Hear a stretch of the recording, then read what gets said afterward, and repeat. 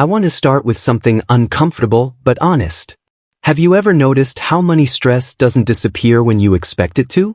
You tell yourself, if I just earn a bit more, things will calm down. And maybe they do, for a moment. But then the tension comes back. The worry. The feeling that you're behind. That something isn't adding up. And it makes you wonder, am I doing something wrong? Or worse, am I just bad with money? If you've ever thought that, I want you to stay with me. Because what's keeping most people financially stuck isn't laziness, or lack of discipline, or even lack of knowledge. It's their mind. Quietly. Repeatedly. Without them realizing it. And once you see how it works, money starts to make a lot more sense. Most of us grow up believing money problems are practical problems. Spend less. Or more. Be responsible. But money doesn't live in spreadsheets. It lives in decisions. And decisions live in the mind. The truth is, two people can earn the same income, live in the same city, face the same costs, and feel completely different levels of financial stress. One feels calm. The other feels constantly on edge. That difference isn't intelligence. It's psychology. Your brain evolved to keep you safe, not wealthy. And safety, to the mind, means short-term certainty, not long-term progress. That's where things quietly go wrong. Your brain is wired to avoid discomfort, to reduce uncertainty, to choose relief over strategy. So when money feels tight, your instinct isn't to zoom out and plan patiently. It's to feel better right now. That's why stress spending exists. That's why people avoid opening bank apps. That's why financial plans fall apart when life gets busy. Not because people don't care, but because the mind treats money stress like a threat. And when the brain senses threat, it doesn't think clearly. It narrows focus. It prioritizes the present moment. It trades future stability for immediate calm. That's not a flaw. It's survival wiring. But in a modern financial system, survival wiring can quietly keep you poor. Think about how many money decisions aren't really about money at all. Buying convenience because you're exhausted. Avoiding financial conversations because they trigger anxiety. Staying in familiar routines because uncertainty feels risky. None of that shows up as bad decisions. It just feels reasonable. That's the dangerous part. The mind is very good at justifying patterns that keep it comfortable, even when those patterns limit growth. Another subtle trap is identity. At some point, many people form a quiet belief about who they are with money. I'm just not a saver. I'm bad with finances. I'll deal with this later. Once that identity forms, the mind works hard to protect it. Not because it's true, but because it's familiar. So instead of asking, what system would support me better? The brain asks, how do I get through this month?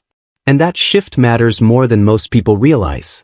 Short-term thinking feels responsible when money is tight. Long-term thinking feels risky. That's why people often make the most conservative decisions when they actually need patience, structure, and time.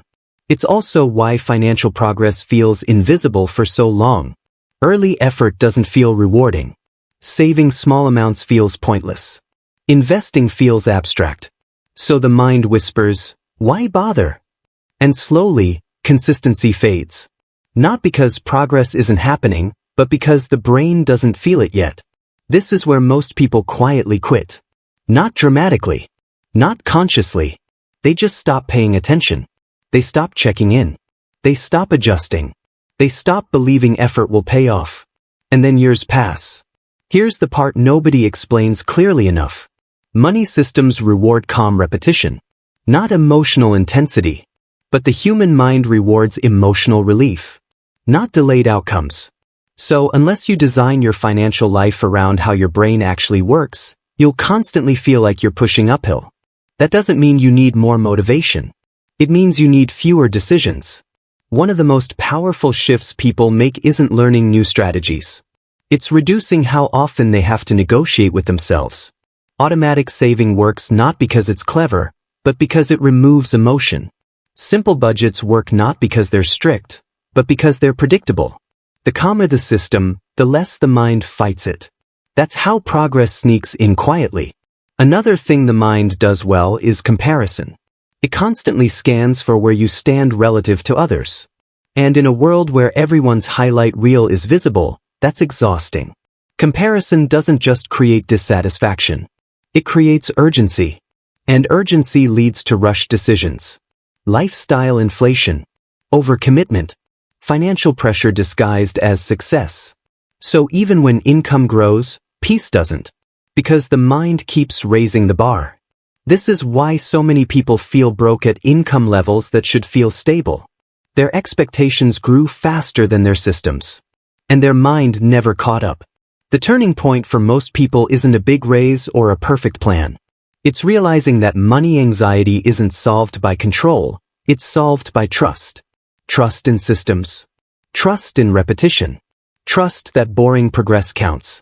When people stop trying to fix their finances emotionally and start designing around their psychology, things change. They stop reacting. They start observing. Instead of asking, "Why am I bad with money?"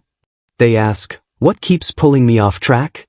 That question removes shame. And shame is one of the biggest blockers to financial progress. Once shame fades, clarity grows. And clarity leads to calmer decisions. That's when saving stops feeling pointless. When planning stops feeling heavy. When money becomes a tool again, not a source of constant judgment. None of this happens overnight. And that's okay. The goal isn't to become perfect with money. It's to become consistent enough that your mind stops seeing money as a threat. When that happens, stress lowers. Decisions slow down. Progress compounds quietly.